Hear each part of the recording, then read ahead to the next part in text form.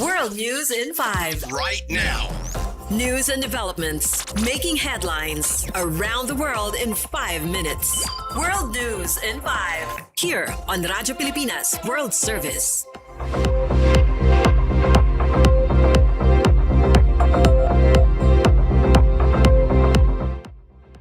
Good day, I am Peñano with today's World News in 5.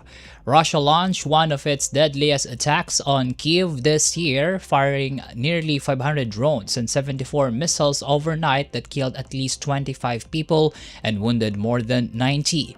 Around 130 buildings were damaged as rescue teams searched for survivors trapped under the rubble.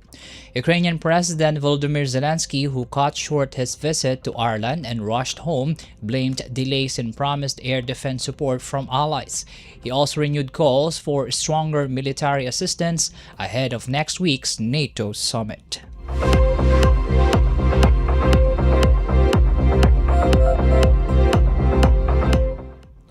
In our news, at least 6 people were killed and 22 others injured after a bomb exploded inside a crowded cafe in central Damascus on Thursday.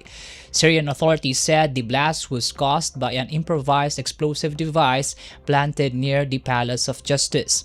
No group has claimed responsibility, but officials say the attack underscores ongoing security challenges as the new Syrian government faces threats from Islamic State sleeper cells and other armed groups.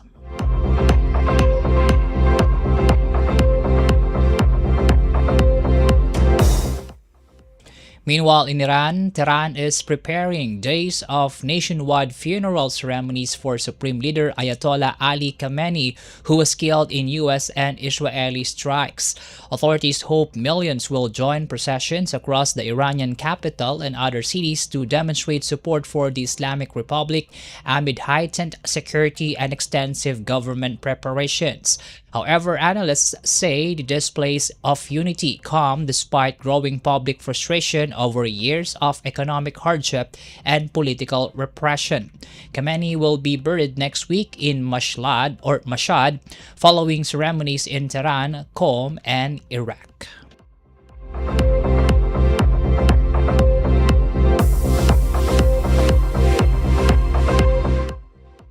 In Venezuela, a 44-year-old security guard was rescued alive from the rubble of a collapsed shopping mall in Venezuela's La Guaira state nearly 8 days after a powerful earthquake struck the country.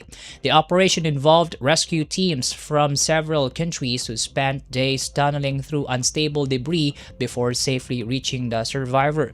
The disaster has now claimed at least 2,295 lives, while thousands remain missing as rescue and relief efforts continue with support from international teams.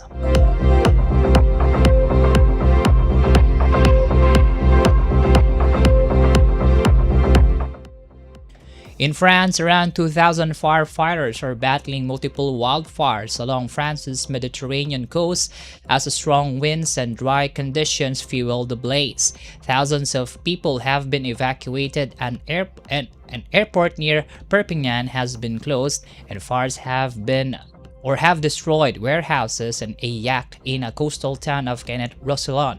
Authorities warn that another heat wave next week could worsen wildfire risks, with more than 8,700 hectares already burned across France this fire season.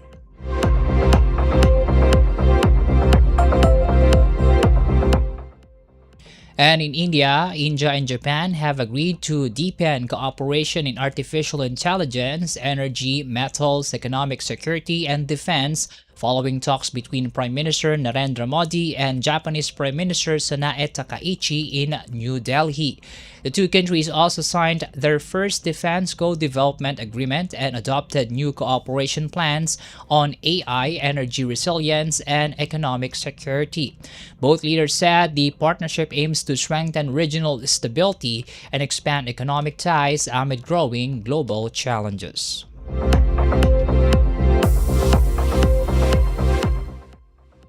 And that concludes today's edition of World News in 5. For Radyo Pilipinas World Service, I am Peñano. Good day. World News in 5. Right now. News and developments making headlines around the world in 5 minutes. World News in 5 here on Radyo Pilipinas World Service.